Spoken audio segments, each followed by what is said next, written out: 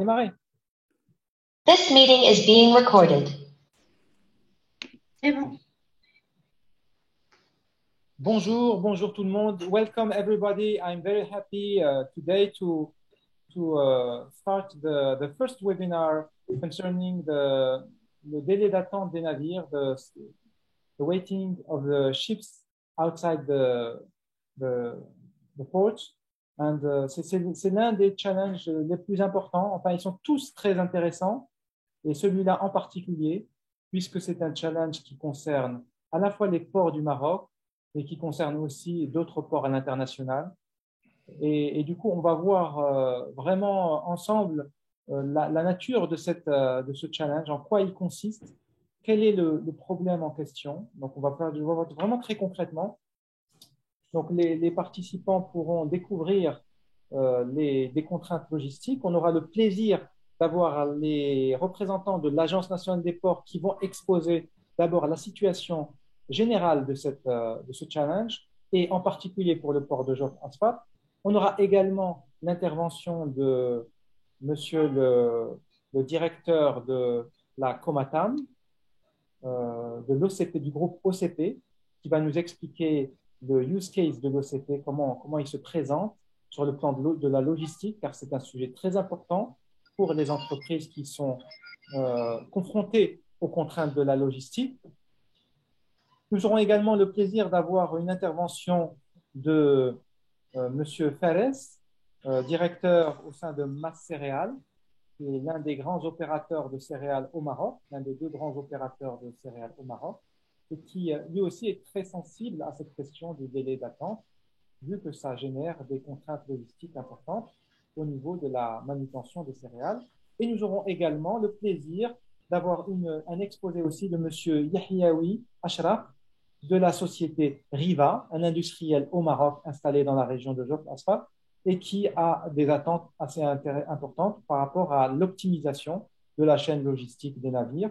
Voilà, et on expliquera à la fin de l'exposé quelques éléments pratiques sur le Smart Port Challenge, comment faire pour je dirais, participer, pour déposer des idées, pour s'inscrire pour ceux qui ne sont pas inscrits. Voilà, donc sans plus tarder, je vais donner la parole à Monsieur Hessou pour exposer le sujet de façon un peu générale. Et nous aurons aussi l'appui de M. Rabouli, qui va assurer la transition et les interventions de tous les participants. Merci beaucoup, M. Rabouli, et merci sur ce. Je pense à vous la parole.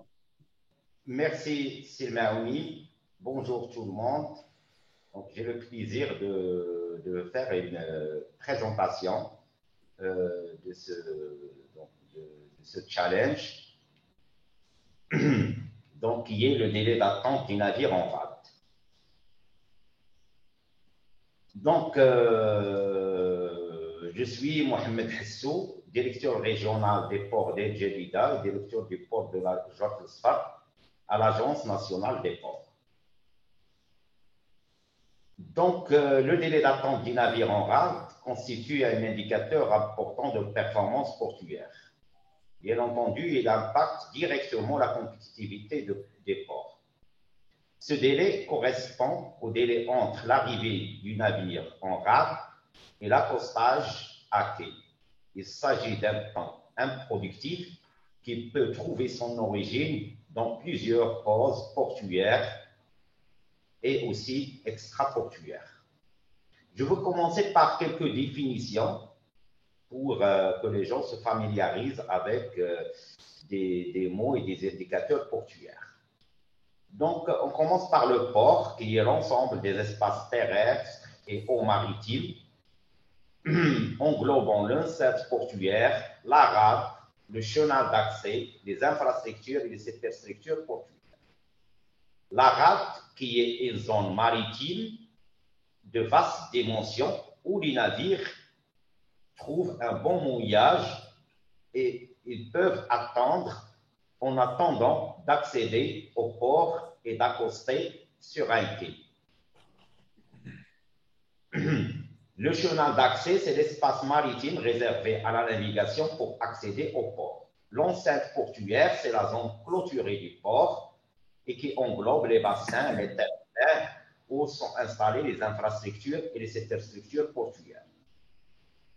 Il y a aussi une vaste communauté portuaire qui opère au port. Elle est composée par l'ensemble des intervenants, à commencer par les chargeurs. Il y a aussi les autorités et les administrateurs portuaires qui gèrent le port.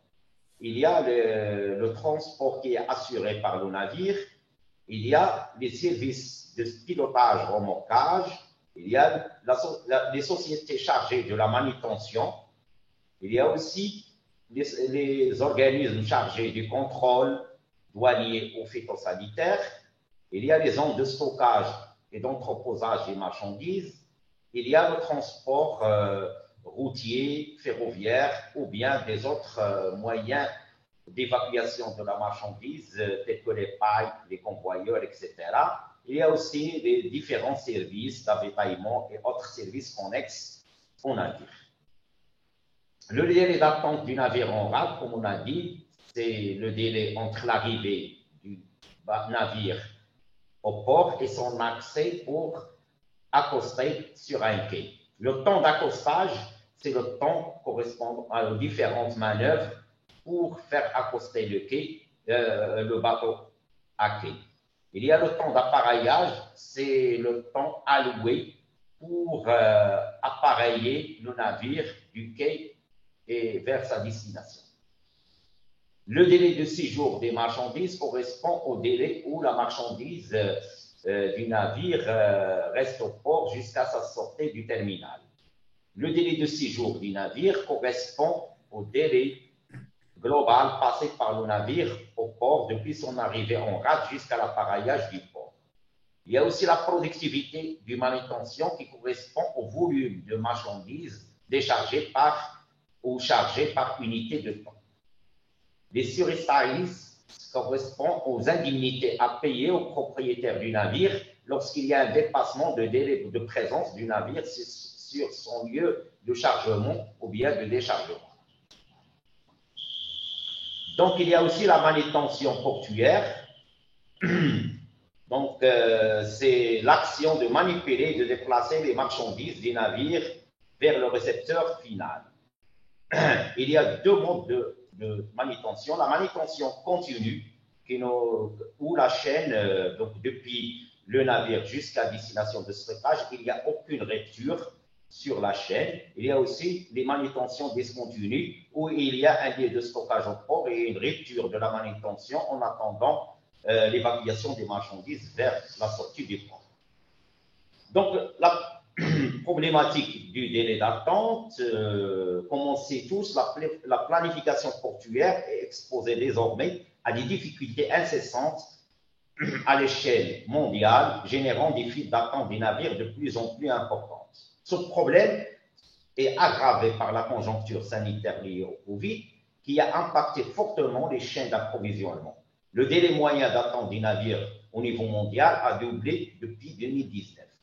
Cette situation interpelle bien entendu les autorités portuaires et constitue un défi important à relever pour accompagner la croissance de la demande suite à la reprise de la croissance économique. Les causes de ce problème d'attente, il y a l'arrivée massive des navires en rade suite à des incitations fiscales ou une conjoncture économique.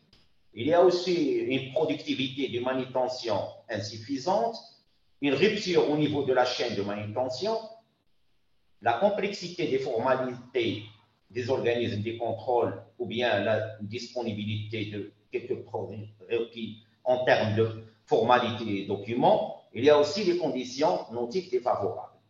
Les impacts, donc ils sont des impacts importants, à commencer par les impacts financiers.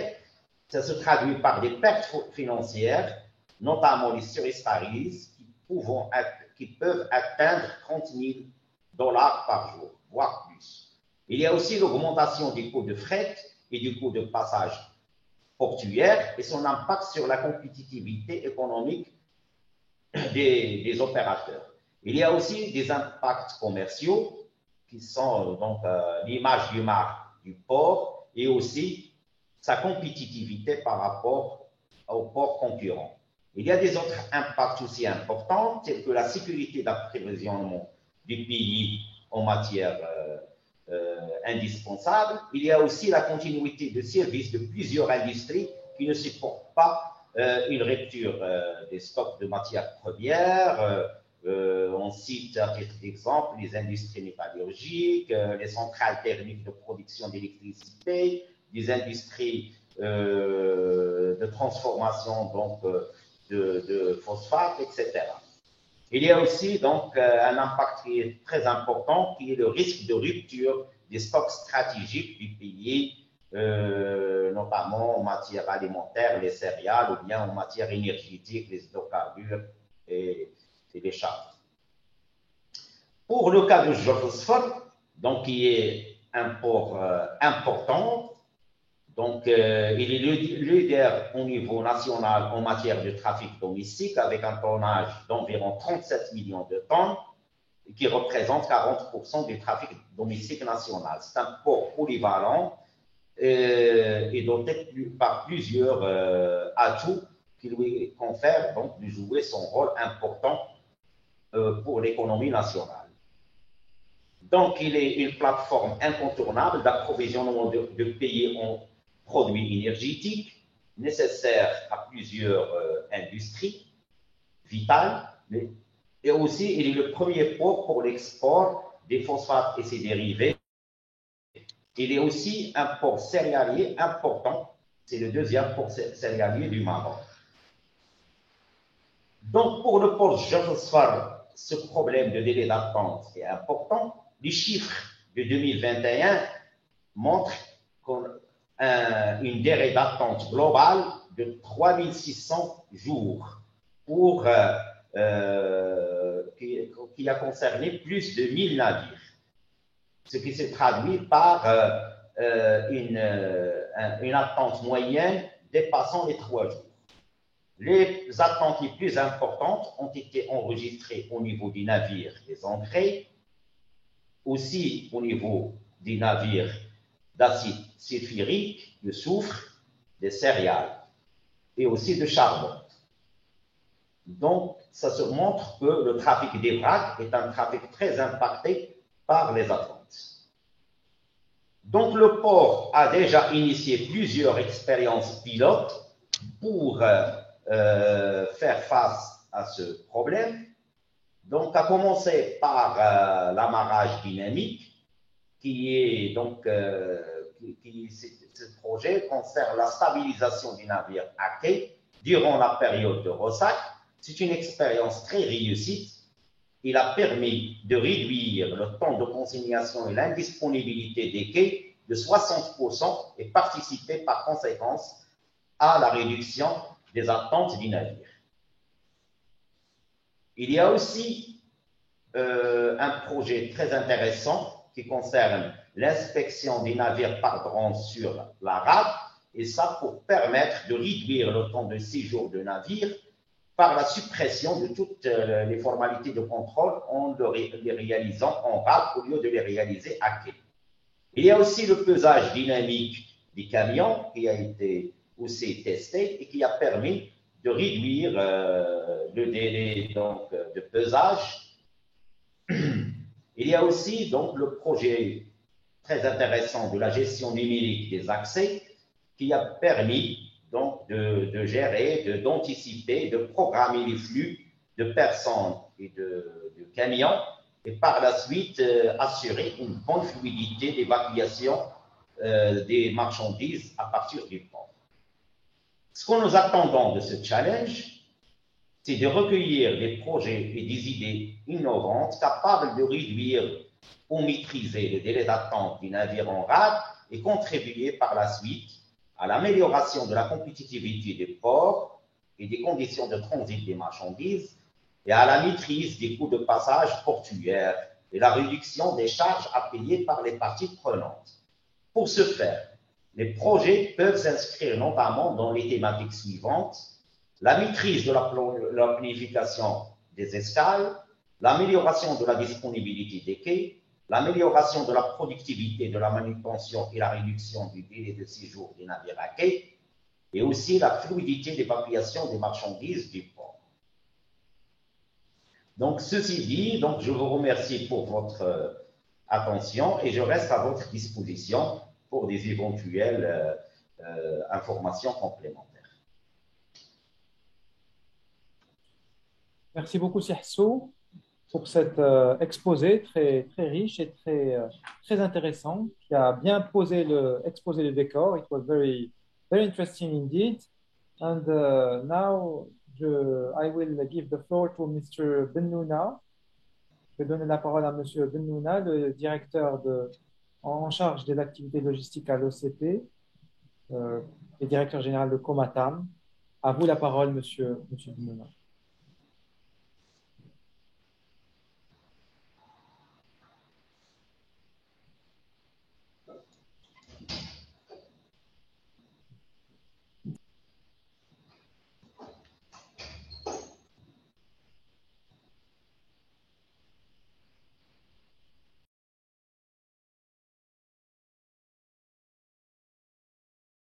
Monsieur Bennouna, vous avez la parole. Voilà. Good morning, everybody. Can you hear me? Oui, très bien. Very well. Très bien, je me présente, Bennouna Samer. Je suis en charge de la partie logistique au sein du groupe OCP et aussi j'ai le rôle. Un peu plus fort, peut-être plus proche du micro, on ne vous entend pas très bien. J'ai le rôle aussi de l'agence maritime du groupe OCP qui est la Comatam. Donc aujourd'hui, Monsieur Hasso a parlé de la difficulté de la partie sur Estari. Donc je souhaite partager avec vous un test qu'on avait fait au niveau de OCP concernant les navires de soufre. Donc pratiquement les soufriers, on importe pratiquement entre 40 et 50% de la production mondiale du soufre et qui est un élément important pour la fusion du phosphate avec du soufre pour avoir de l'acide sulfurique. Donc aujourd'hui, je vais vous parler un petit peu de qu'est-ce qu'on vit comme difficulté au sein de cette problématique. Donc, pour vous rappeler, l'objectif de ma présentation, c'est que en tenant compte d'un certain nombre d'éléments, on pourrait éventuellement agir sur la vitesse des navires pour pouvoir diminuer à la fois l'attente en rade et en conséquence diminuer les impacts des demurrage sur les navires. C'est quoi le demurrage? Donc, une petite définition qui dit que le demurrage, c'est en fait ce que paye comme pénalité tout affréteur sur un contrat. Le contrat, normalement, il prévoit un délai d'attente en moyenne une journée à deux à l'arrivée du navire, plus le temps de déchargement en fonction du contrat qui a été fait. Normalement, pendant le contrat, on se fixe un taux de déchargement. Donc, tous les calculs sont faits de telle manière à ce que lorsque le navire arrive, on a une journée de présentation, plus le délai de déchargement et un petit délai pour que le navire sorte. Donc, dès qu'on sort de ces ratios-là, on commence à payer ce qu'on appelle les demurrages. Donc, en moyenne, sur 107 navires qu'on avait reçus en 2021, pratiquement le contrat il prévoyait un lifetime de 9 jours, mais en moyenne, on a payé 6 jours supplémentaires. Et ça, donc, les conséquences de cela, ça a coûté à l'OCP pratiquement 10 millions de dollars. Pour voir un petit peu l'impact important que les demurrages peuvent avoir sur les transactions. Maintenant, le case, c'est que la réflexion autour de ces navires-là, ils viennent un petit peu du Moyen-Orient. Donc, pratiquement, ils ont parcouru 7500 km. Et l'idée, c'est de dire que si on arrive à superviser les trajets de ces navires-là, et si on a une bonne information sur la disponibilité des quais au niveau du quai d'arrivée, on pourrait éventuellement agir sur leur trajet et agir sur l'impact du demurrage et éventuellement sur la consommation du fuel. Donc, à partir de là, on a fait quelques tests et on a constaté que lorsque on subit un petit peu la planification de l'arrivée des navires sans agir sur aucun paramètre, on se retrouve en train de payer pratiquement 18 millions de dollars. Maintenant, si on avait l'information comme quoi les quais sont non disponibles et on pourrait s'assurer d'une fenêtre pour pouvoir faire rentrer les navires, seulement en diminuant de 20% la vitesse d'arrivée des navires, il y aura un saving de pratiquement 9,7 millions de dollars. Et ça, c'est très possible, mais il nous faut de la visibilité à la fois sur l'occupation des quais et en même temps sur l'arrivée des navires. Parce qu'il y a la partie operating qui permet un petit peu de demander au commandant de diminuer la vitesse d'arrivée des navires.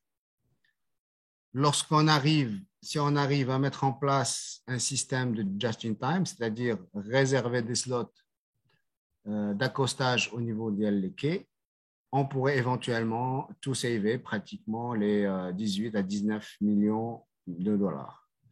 Donc ça, c'est possible. C'est-à-dire que si on avait un système qui permettait, genre de Waze ou un truc comme ça, qui permettait d'optimiser en tenant compte des contraintes des ports d'arrivée et les contrats de déchargement, ça pouvait donner des informations aux affréteurs et aux commandants de telle manière à agir sur leur vitesse. Et agir sur la vitesse aussi diminuera la consommation du fuel.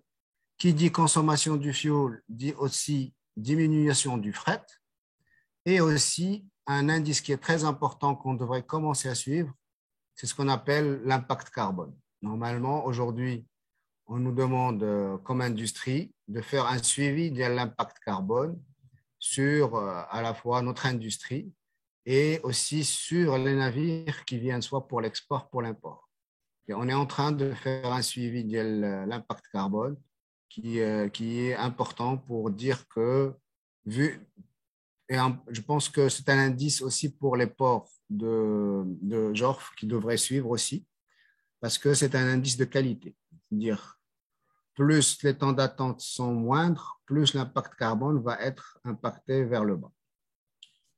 Voilà, donc je pense qu'à partir de là, il y a un certain nombre d'idées sur lesquelles les candidats peuvent réfléchir, mettre en place peut-être des systèmes de supervision ou des systèmes qui peuvent aider soit ceux qui gèrent les ports ou bien ceux qui gèrent les opérations de suivi des navires, de telle manière à ce que le partage de ces pertes qui soient minimisées et qu'on puisse en bénéficier. Voilà, merci beaucoup d'avoir écouté un petit peu mon intervention. Je suis à votre disposition pour toutes les questions et éventuellement pour toute idée qui pourrait nous aider à mieux gérer ces dimensions-là. Merci à vous tous. Merci beaucoup. Merci beaucoup, Subnuna. Thank you very much. It was very inspiring. And, on voit bien qu'il y a du potentiel incroyable d'optimisation. Et je crois que vous avez mis le doigt aussi sur l'impact carbone, qui est effectivement un sujet d'actualité, que ce soit ici au Maroc ou dans le monde entier.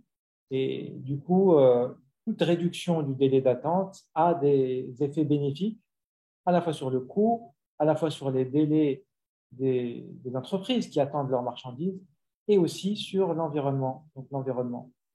Et donc l'information, ça c'est l'information, c'est une chose que vous avez bien expliqué, c'est un élément clé de décision pour optimiser l'ensemble des décisions qui sont prises dans la gestion du navire et du fret et de l'entreprise. Donc ça, c'est des choses qu'on va discuter par la suite. Et du coup, ça fait une bonne transition pour donner la parole à M. Fares, le directeur des opérations à Masséréal, Georges Asfar. Merci beaucoup, M. Fares, pour avoir accepté cette invitation.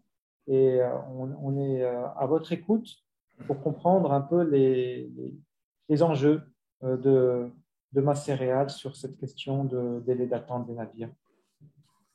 Merci, c'est Maoni. Bonjour tout le monde. Donc, c'est Hassan Faris, directeur d'exploitation de Masséréal au port de Georges Asfar. Donc, je vais essayer de partager avec vous une petite présentation de Masséréal.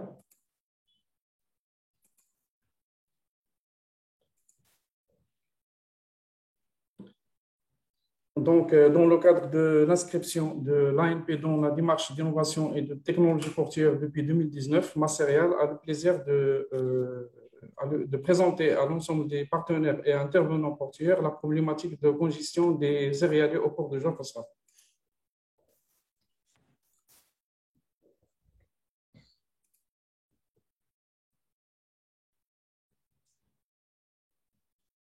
Donc, je vais commencer par une petite description de l'activité de Masséréal. Donc, Masséréal, c'est le concessionnaire du terminal céréalier dans les ports de Casablanca et Georges Asfar. Son activité consiste à décharger pour le compte de ses clients importateurs les céréales et aliments de bétail qui arrivent en vrac, à les stocker et les charger sur les moyens de transport de leur choix, camions ou wagons.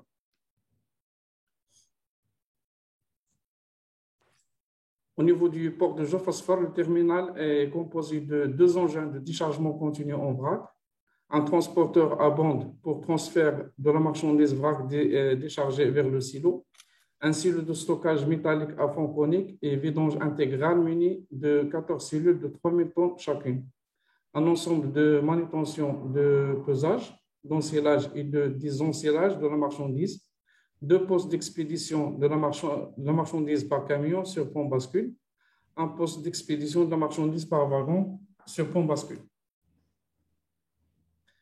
Donc là, quelques statistiques des escales de navires. Donc là, on peut remarquer que les causes de l'attente des céréaliers sont différentes sur 2 périodes. La première concerne le premier trimestre de l'année où le problème climatique joue un rôle important dans l'augmentation des délais d'attente en rade, à savoir problème de consignation du port et plus les arrêts de pluie. La deuxième période concerne le deuxième trimestre de l'année où les importateurs se trouvent avec des manques de creux suite au stockage de la première vague des importations des céréales, ce qui impacte les évacuations de leur cargaison et par conséquent le manque de creux au niveau de silos qui impacte bien évidemment les opérations de déchargement des navires. Donc, en général, c'est la grande problématique qu'on rencontre surtout le premier semestre de l'année et nous sommes ouverts sur toute solution proposée par la communauté portuaire. Merci de votre attention. Merci beaucoup, Sipares, pour cet exposé très synthétique. Puis, merci. Merci à vous, qui montre à quel point il y a des opportunités d'optimisation pour l'activité de céréales. Il y a certaines périodes, certains jours où il y a plus que 10 navires en attente, soit à Casablanca ou à Georges Asfar. Donc, c'est vrai que c'est un sujet qui a des enjeux en termes de coûts. On a vu tout à l'heure une estimation d'environ $30 000 par jour d'attente. Donc, c'est considérable. Donc, ça se cumule. Et les causes, vous l'avez compris, sont multiples. Il y a des causes liées à la météo, des causes liées à la logistique, des causes liées à même la pluie, différentes choses. Donc, chaque cause peut être, ou des procédures aussi, chaque cause peut faire l'objet de propositions de la part des participants pour essayer de trouver des solutions intelligentes, comme a commencé à le faire le groupe OCP depuis plusieurs années. Et je pense que on espère en tout cas qu'il y aura beaucoup d'idées nouvelles par rapport à ça. Alors, je voudrais préciser une chose, c'est qu'on a mis à la disposition des participants des données détaillées sur l'ensemble des escales. Et donc, du coup, y compris d'ailleurs les présentations qui viennent d'être déroulées, il y a également des données détaillées, quantitatives, sur les dates et les délais d'attente de chacune des escales qui ont été opérées au niveau du port de Georges Passport et même dans les autres ports. Donc ça aussi, c'est des choses que les participants pourront exploiter pour pouvoir comprendre les périodes, les causes, etc. Alors, je ne sais pas si peut-être on pourrait donner la parole à Monsieur Koussa. On est encore en avance sur le schedule. Monsieur Koussa, vous voulez dire un mot, le commandant du port de Jof Asfab? Bonjour tout le monde. Bonjour, c'est Koussa. Merci, Sinaoni. Donc pour moi, je vais seulement signaler l'importance de ce hackathon qui vise à trouver des solutions à cette problématique. Donc en signalant une expression qui est connue à l'échelle mondiale, qui est dite par les Anglais, qui est time is money. Donc cette expression prend sa pleine signification dans cette problématique. Donc lorsqu'on sait que le coût quotidien d'un navire à l'état normal, sans compter les conjonctures exceptionnelles, donc ce coût quotidien chiffre à plusieurs milliers de dollars, comme a été exposé par les précédents. Donc à ce moment, on peut comprendre aisément que les attentes, que ce temps perdu, que ce temps inexploitable pèse très lourd sur toutes les parties concernées. Donc, vu toutes les présentations qui ont été exposées, donc, il est clair que ce sujet a une importance vitale dans la performance portuaire. Et merci. Merci beaucoup, Sekoussa, pour cet exposé. Je ne sais pas s'il y a d'autres, puisque maintenant le débat est un peu ouvert, est-ce qu'il y a des interventions supplémentaires qui pourraient éclairer la question? L'intervention de M. Yahyaoui. Oui, M. Yahyaoui, pardon. M. Yahyaoui de Riva Group, est-ce que vous pourriez nous dire votre avis sur le sujet?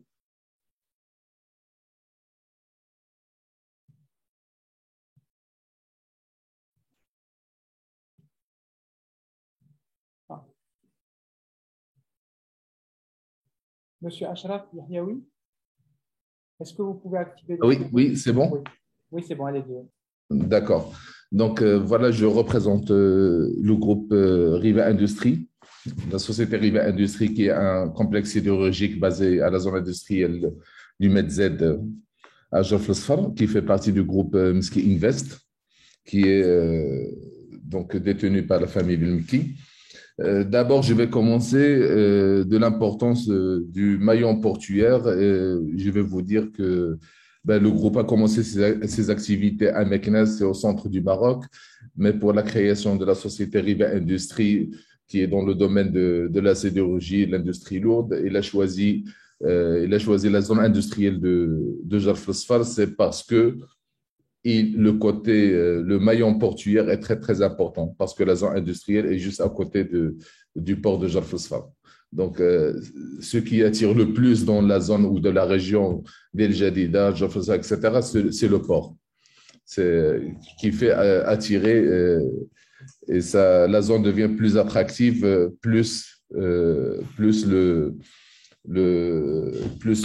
le port il est là et à chaque fois il améliore ses paramètres, ses performances, il pourrait attirer de plus en plus des industriels dans la région. Donc la société Riva Industrie, il a plusieurs produits.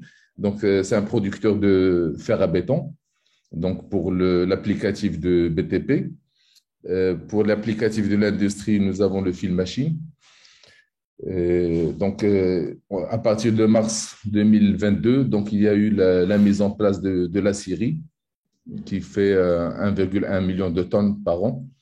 Donc, les deux autres laminoires qu'on avait, ils faisaient chacune de 550 à 600 000 tonnes.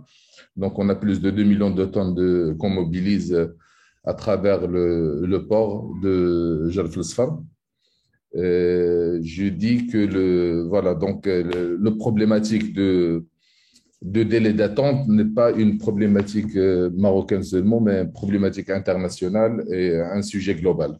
Donc, nous, on est déjà, avant l'arrivée des navires, on est déjà impacté par les attentes des navires, donc des ports de départ. Par la suite, on a notre attente les délais d'attente ici au Maroc ou à Jarf el-Sfar. Donc, ce qui au total représente un énorme impact sur la compétitivité, l'augmentation des coûts et des fois même rupture de stock qui a un impact direct sur le main business de la société, de l'activité, quelle que soit. Donc, pour l'instant, nous sommes en pleine puissance, montée de puissance, dans Jarf el-Sfar. D'autres activités vont se mettre en place, donc on aurait plus besoin de quais. Ici, à Jarf el-Sfar, c'est un port polyvalent. Il y a des quais dédiés pour, par exemple, masse céréales et d'autres pour l'OCP et pour le charbon. Mais ce qu'on trouve, il n'y a pas un quai dédié seulement pour la sidérurgie. Vu qu'il y a une aciérie qui est installée, donc on devrait consommer plus de ferraille. Et le ferraille, on va l'importer en majorité de l'étranger. Donc, on souhaiterait avoir plus d'équipements de manutention pour pouvoir libérer aussi les navires le plus vite possible et pouvoir manipuler plus de tonnage par jour. Donc, à part les délais d'attente à optimiser, donc il y a la problématique de congestion, des disponibilités des quais. Il y a aussi les équipements de manutention à optimiser par la suite. Donc, voilà, donc il faut trouver des solutions globales pour le long terme, puisque notre activité est en montée de puissance et il y a plus, donc ça va se multiplier dans les années à venir et donc il faut voir une solution globale qui permet de résoudre ce genre de problématique. Donc, mais pour l'instant, on est entre les deux. Il y a le port de Jarf el-Sfar, il y a le port de Casablanca, tout ce qui est équipement, tout ce qui est autres produits que la métallurgie, etc. C'est Casablanca, mais pour tout ce qui est métallurgique, vu la proximité, on est à Jarf el-Sfar. Donc, est-ce que j'ai des questions, je me pose des questions, est-ce que le port Jarf el-Sfar va rester un port polyvalent? Est-ce qu'il sera spécialisé par la suite? On voit le charbon, ça c'est très bien, il y a l'OCP, le soufre, il y a les céréales, est-ce qu'il y aura des quais pour la sidérurgie et pour d'autres, il y a le carburant aussi, c'est très important. Donc, on aimerait bien échanger ensemble, mais avoir des webinaires comme ça souvent pour pouvoir discuter et échanger ensemble et voir mutualiser les efforts, et partager plus d'informations surtout. Super, merci beaucoup. Merci beaucoup. Merci Hiaoui pour cet témoignage de Riva Industries qui est en plein développement, en pleine croissance et qui veut maîtriser cette croissance, s'assurer que la performance, la compétitivité et les délais d'attente seront effectivement améliorés, réduits pour évidemment optimiser le business model. Donc, c'est bien que vous soyez avec nous pour expliquer aux participants l'enjeu qu'il y a derrière cette délai d'attente pour toutes les industries qui sont installées à Jarf el-Sfar et même d'ailleurs aussi à Casablanca ou dans les autres ports, parce que souvent les problématiques d'attente se retrouvent dans différents ports pour des raisons similaires. Donc voilà. J'ajoute un petit mot concernant l'impact carbone. Vu que je viens de ce secteur-là, moi, je vais vous dire une chose. Pour l'exportation, il y a toujours comment on appelle ça, la taxe hors frontière pour le carbone pour l'Europe, voire pour les États-Unis. Il faut avoir un audit énergétique et bilan carbone pour les produits. Et donc, le transport aussi, c'est un élément dont on devrait calculer son empreinte carbone. Mais la bonne nouvelle, c'est que tout le monde il converge vers l'hydrogène et d'autres énergies propres, le fuel synthétique. Et les premiers bénéficiaires de ce produit à bas carbone, ce seront les navires. Ce sont les navires qui vont commencer après les trains. Donc, c'est les très gros engins qui vont bénéficier et donc ils vont réduire drastiquement leur empreinte carbone. Il y a déjà un exemple de LH2. C'est un navire qui fonctionne déjà à hydrogène. Il y a d'autres exemples dans le monde. C'est le premier secteur de transport, c'est le transport maritime qui va bénéficier en premier. C'est une bonne nouvelle pour réduire les coûts et réduire aussi l'empreinte carbone. Merci en tout cas, merci beaucoup aussi, Yahyaoui. Alors, il y a une question qui a été posée. On m'a demandé est-ce que les questions sont possibles. Bien sûr, les questions sont ouvertes. Et d'ailleurs, on voit qu'il y a une première question. Je vais la lire quand même pour. How much percentage represent the discharge time productivity impact from overall through series? Je ne sais pas, quelqu'un veut répondre peut-être à cette question, un petit peu pointue. Alors, en pourcentage.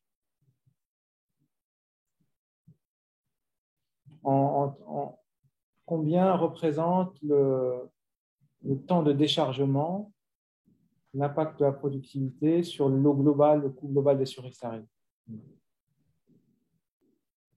La question est pour OCP. Oui, bonjour, c'est Maoni. Oui. Donc, effectivement, c'est une question pertinente parce que il y a un indicateur qui est le taux d'attente. Parce que si on prend le temps d'attente en absolu, donc il n'est pas très significatif. Mais le taux d'attente qui correspond au pourcentage de l'attente par rapport au délai de 6 jours global, il est très significatif. Donc, effectivement, ce taux d'attente est un indicateur de performance de port et ça diffère d'un trafic à un autre et d'un port à un autre. Donc, ici au port de Jafusfar, donc comme on a cité, donc les attentes, la durée moyenne des attentes, globalement, il avoisine les 12 jours pour un délai global donc de 6 jours, qui est de 5 à 6 jours, ce que représente l'attente, pratiquement le taux d'attente, il est de 30%. Donc, ce taux d'attente, si certains trafics, comme le trafic de vrac, peut à la limite supporter un taux d'attente relativement élevé, il y a des autres trafics, notamment les conteneurs, qui ne supportent pas ce taux d'attente. Et cet indicateur il doit être suivi pour la compétitivité des ponts. Merci. Merci beaucoup. Merci beaucoup, Sihsou. Je vois il y a M. Mantrache qui voudrait prendre la parole. Écoutez, vous pouvez prendre la parole. Bonjour. Je crois que tout a été dit et des fois d'une manière très simple et transparente que je ne vois pas qu'est-ce qu'il y a lieu d'ajouter. Et surtout, je vois que Sihsou, à titre d'exemple, qui est le grand professionnel du vrac et qui conduit le premier port du vrac au Maroc, a fait une présentation aujourd'hui exceptionnelle parce qu'elle a été très simple et elle est à la portée de la compréhension même des gens qui ne sont pas dans le métier. Et ça, c'est ce qui est très positif pour que les participants et surtout les gens qui veulent faire des propositions d'innovation et qui ne sont pas du métier, ils peuvent vraiment cerner les problématiques qui sont posées. Là aussi, j'ai beaucoup apprécié la présentation de Sibnouna qui n'agit pas en aval par rapport à une attente, mais vous l'avez vu, il agit en amont et donc il suit la localisation du bateau depuis son départ. Et s'il y a des attentes assez importantes en rade de Jorf pour les soufres, il dit qu'il donne des instructions au bateau et donc au commandant du bateau de réduire la vitesse. Et la réduction de la vitesse, tout le monde sort gagnant. D'abord le navire parce qu'il y a une réduction des coûts de fuel qui sont consommés, mais en plus pour l'importateur qui paye moins de surestarie parce qu'il peut ajuster l'arrivée du navire en fonction de la situation d'attente en rade. Et en plus, il chiffre l'impact des différentes alternatives qu'il a, et ça, j'ai aussi beaucoup apprécié. Bon, les attentes en rade, bien sûr, lorsque le bateau il arrive dans un port de destination et qu'il est prêt à opérer, prêt à décharger, et que le port, pour différentes raisons, ne peut pas l'accueillir, il y a d'abord une problématique qui se pose énorme, beaucoup plus importante à mon sens que les surestaries, c'est le manque de visibilité. Quelqu'un reçoit un bateau, il ne sait pas s'il va rester en rade 24 heures ou est-ce qu'il va rester quelques semaines ou quelques mois. Il y a une problématique qui se pose de livraison et de rupture de stock, notamment pour les gens qui travaillent à flux tendu. Et l'impact est autrement plus important que les surestaries qu'on paie. Lorsqu'il s'agit d'une attente pour l'exportation, et là encore c'est plus grave parce qu'il y a une question de marché, et si on ne peut pas livrer à temps, on risque la rupture de contrat et on risque beaucoup de choses. Donc, il faut que tout le monde saisisse l'importance de l'impact de réduire les attentes. C'est extrêmement important au-delà de la question de surestarie. Et il faut savoir aussi que dans le métier du maritime, si un port est très performant par rapport au déchargement du navire, et donc exclusion faite de tout ce qui est attente, le réceptionnaire, en quelque sorte, son manutentionnaire aussi, ils sont compensés par ce qu'on appelle le dispatch. Le dispatch, en général, c'est la moitié du taux de surestarie. Et si un réceptionnaire qui a un contrat d'affrètement où il y a 10 jours pour décharger, il en décharge seulement 5 jours, et pour les autres 5 jours qu'il n'a pas utilisés, il perçoit des dispatchs. Donc, on peut même gagner de l'argent si on peut faire de bonnes performances au lieu d'en perdre, et surtout que les donneurs d'ordre n'ont pas assez de visibilité avec cette question qui est la question d'attente. Aussi, ça a été dit par CSO, lorsqu'on a une attente en rade, ça touche l'image de marque du port. Et je dirais même, ce n'est pas l'autorité portuaire à elle seule, c'est la communauté portuaire. Parce qu'il y a des raisons d'attente qui sont endogènes, donc c'est à l'intérieur du port, et ils ont été bien détaillés par CSO. Il y a des causes exogènes. Et donc, on ne peut pas les régler au sein du port s'il n'y a pas la disponibilité et l'implication et surtout la bonne volonté de toute la communauté, y compris dans certains cas et certaines familles de marchandises, les réceptionnaires. Et si vous permettez, si M. Tahrir veut bien me donner encore 5 minutes, je ne sais pas, ou je dois m'arrêter là, moi je voudrais dire qu'il y a un cas qui n'a pas été assez développé, c'est le cas des marchandises qui débarquent en direct. Et ça, on le trouve beaucoup plus à Casablanca peut-être, et ces cas-là, il y a absolument besoin de l'implication de toute la communauté pour essayer de réduire le délai des attentes en rade.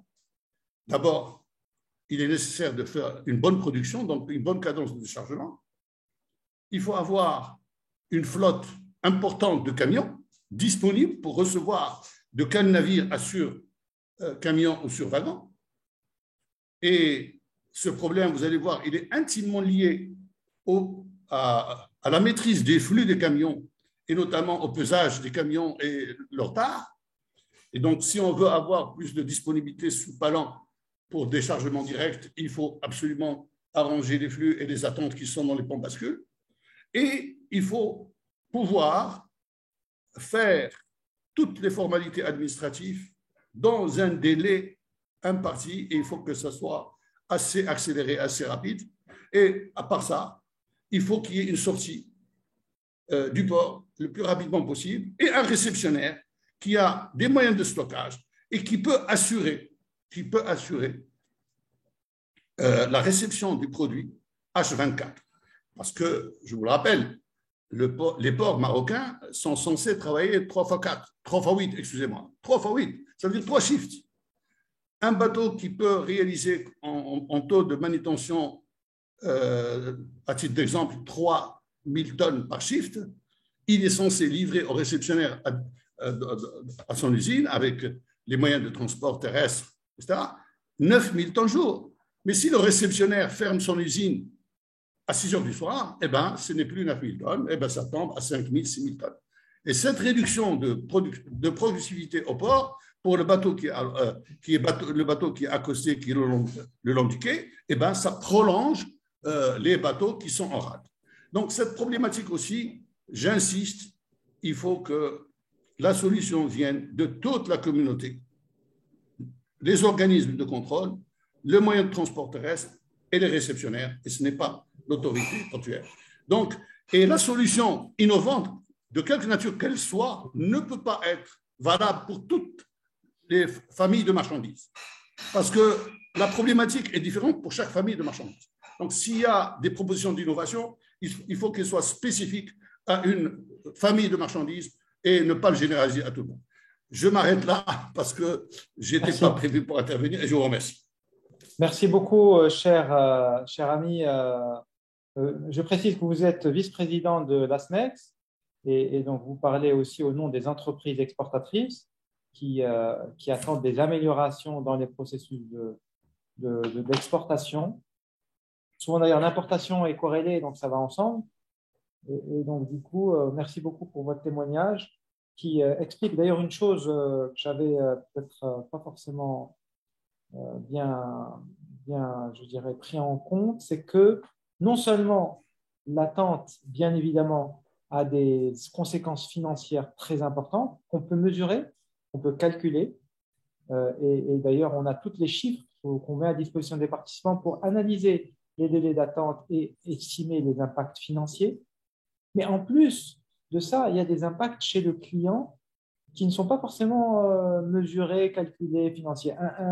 Une livraison qui est faite avec 24 heures de retard ou 48 heures de retard, les conséquences, on ne sait pas quelles vont être. Ça peut être un marché qui est annulé, ça peut être une opération qui est perdue, ça peut avoir des conséquences assez importantes, parfois qui ne sont même pas calculables. Mais déjà, le coût, ça c'est facile à calculer. D'ailleurs, Nouna, il a fait ses calculs aussi pour l'OCP. On voit combien ça coûte et je pense qu'on peut bâtir un business case. Comme vous l'avez expliqué, M. Montrage, pour chaque catégorie de marchandises, les attentes ne sont pas forcément les mêmes causes. Et donc, il faut être capable d'analyser par type de marchandises. On a parlé des céréales, on a parlé du groupe Riva et de l'industrie, des ronds à béton, enfin, tout ce qui est industriel. Voilà, mais il y a encore d'autres types de marchandises qui sont soumises à des attentes. Donc, ça vaut la peine de regarder pour pouvoir identifier des axes d'optimisation.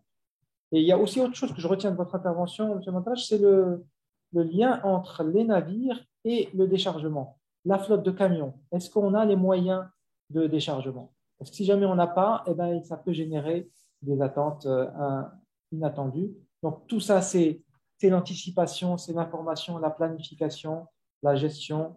C'est un travail que font au quotidien les équipes de Georges Asfar et nos partenaires.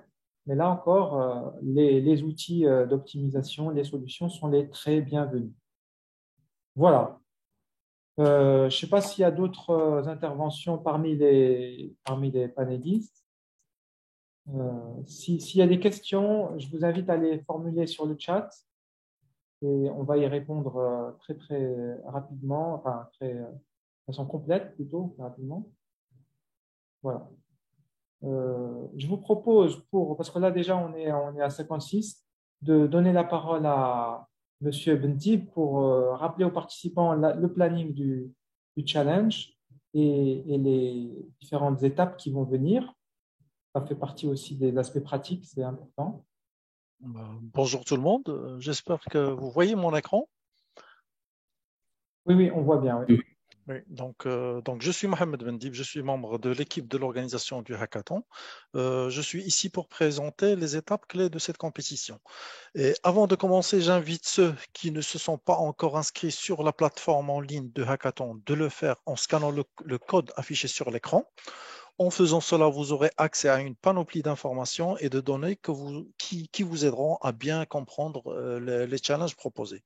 L'enregistrement sur la plateforme restera ouvert jusqu'au 18 septembre 2022. Comme vous le savez tous, le coup d'envoi de cette compétition a été donné le 1er septembre. Les webinaires de présentation des challenges, dont celui d'aujourd'hui, se déroulent le 6 et le 8 septembre à 10 h du matin et à 15 h de l'après-midi. Des webinaires dédiés à la réponse à vos questions seront prévus la semaine prochaine, le 13 et le 14 septembre, aussi à 10 h le matin et 15 h l'après-midi. La date limite pour postuler vos projets innovants est le 19 septembre à minuit, heure locale du Maroc. Concernant le processus de jugement des projets par le jury, ce processus se déroulera entre le 20 et le 26 septembre. Et finalement, l'annonce des gagnants aura lieu le 28 septembre lors de la conférence internationale des guichets uniques organisée par Portnet à Marrakech. Un prix de 100 000 dirhams est prévu pour chaque projet gagnant. L'équipe gagnante aura aussi l'occasion de présenter son projet devant une audience rassemblant les professionnels des domaines portuaires, logistiques et maritimes venant du monde entier. Je vous souhaite bonne chance et je reste à votre disposition à travers la plateforme pour répondre à toutes vos questions. Je vous informe aussi que vous serez accompagné d'imminents experts durant toute la durée du hackathon qui vont pouvoir répondre à toutes vos questions en ligne sur la plateforme. Encore une fois, je vous souhaite bonne chance. Donc, I'm gonna switch to English now. I'm Mohamed Bendib. I am member of the team organizing the hackathon at the National Port Agency, and I am here to present the case steps of this competition. Before starting, I invite those who have not yet registered on the online platform of the hackathon to do so by scanning the code displayed on screen right now. By doing so, you will have access to a wealth of information and data that will help you understand the proposed challenge. Registration on the platform will remain open until September 18, 2022. As you know, the competition kicked off on September 1st, and the challenge presentation webinar, including today's, are scheduled for September 6th and 8th at 10 in the morning and 3 in the afternoon. Webinars dedicated to answering your questions are scheduled next week on September 13 and 14 at 10 in the morning and 3 in the afternoon. The deadline to apply for your innovative project is September 19. The judging process of the project will take place between September 20 and 26. And finally, the announcement of the winners will take place on September 28th during the International Single Window Conference organized by Portnet in Marrakesh. A prize pool of 100,000 dirhams will be awarded to each winning project. The winning team will also have the opportunity to present their projects to an audience of port, logistics, and maritime professionals from around the world. You will also be accompanied by eminent experts throughout the hackathon who will be able to answer all your questions related to the challenge on the platform online. I wish you good luck, and I remain at your disposal through the platform to answer all your questions. Once again, good luck. Thank you. Thank you, Mr. Bendib. Merci beaucoup, Monsieur Bendib, pour votre rappel du planning et des différentes dates clés à ne pas oublier. Donc, on est en période vraiment de découverte des challenges cette semaine, que ce soit ce matin. Cet après-midi, ce sera la facilitation des procédures du commerce, un deuxième challenge très intéressant. Et jeudi matin, on parlera du contrôle des niveaux de pollution, de l'eau, de l'air et des sédiments dans les ports. Et le jeudi après-midi, on parlera de la fluidification des flux de camions. qui ont un lien direct avec les délais d'attente des navires, comme on a pu le constater au travers de cet exposé. Donc voilà, je vous invite à participer aux différents webinaires ou à les consulter en différé. Donc ils seront accessibles en replay sur la plateforme. Voilà, ça c'est intéressant de le savoir. Pour ceux qui n'ont pas pu assister, ce sera possible de le faire. Et je vais maintenant peut-être donner la parole à Sirso pour voir un petit peu, faire une petite, peut-être une conclusion ou poser les dernières questions, peut-être, je pose. Oui. Donc, merci Silmaouni. Donc, effectivement, donc, comme on a vu, donc, le délai d'attente est un paramètre très important pour la performance portuaire. Et comme a dit Sémantra, je suis tout à fait d'accord. Donc, les solutions à apporter doivent dépendre donc, des spécificités de chaque trafic. Et bien entendu, donc, ça nécessite donc, un examen des processus relatifs à chaque trafic. Les participants vont trouver toutes les informations nécessaires. Ils peuvent demander d'autres, s'ils sont disponibles, on va les fournir pour leur permettre d'examiner les processus, les causes des retards et apporter des solutions innovantes pouvant participer à la maîtrise de ce délai d'attente et par la suite contribuer à l'amélioration de la performance portuaire. Merci beaucoup, Sirso. Je donne la parole une dernière fois au panel. Si vous avez une intervention pour le mot de la fin, vous êtes encore, on a encore quelques secondes, on est vraiment dans les temps, il n'y a pas de problème. Est-ce que quelqu'un veut dire quelque chose? Sibnouna, peut-être, vous voulez dire un mot? Non?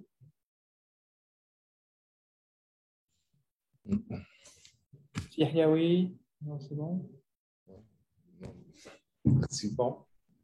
Bah, je crois qu'on a fait un bon tour d'horizon. On souhaite plein succès à l'ensemble des participants et toute l'équipe d'organisation est à votre disposition pour accompagner votre recherche, vos examens. Une série de documents, de données sont mis à disposition sur la plateforme. N'hésitez pas à les analyser en détail. Je pense que vous verrez, il y aura des choses super intéressantes à découvrir et des business cases à développer. Merci beaucoup à tout le monde et bonne continuation dans le Smart Port Challenge. À bientôt. Merci beaucoup. Merci, au revoir. Merci.